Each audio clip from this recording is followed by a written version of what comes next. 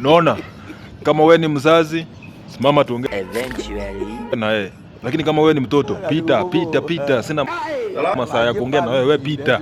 Nataka hapo ni address tu wazazi peke yao. Kama wewe ni mzazi na ndio unakuwa mzazi mara yako ya kwanza, nataka unisikize kwa makini na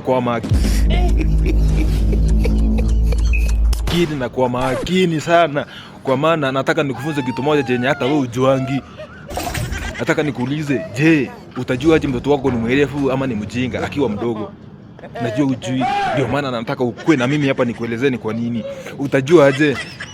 Kama wewe ndio unakuwa mzazi mara ya kwanza, fanya aje? Si uko na mtoto na ni mdogo, hiyo siku moja jioni amua pika chapo. Pea yeye mtoto, pea huyo mtoi chapo moja. Mwambie toto lala. Zikiva zote ndakuamsha ukule, usimwamushe. Acha yeye alale mpaka kesho. Ikifika kesho asubuhi, amusha yeye. Pia yeye chai na kangumu, usipe yeye chapo. Ukisikia kuuliza dadi wapi chapo, jua hiyo ni ng'ombe.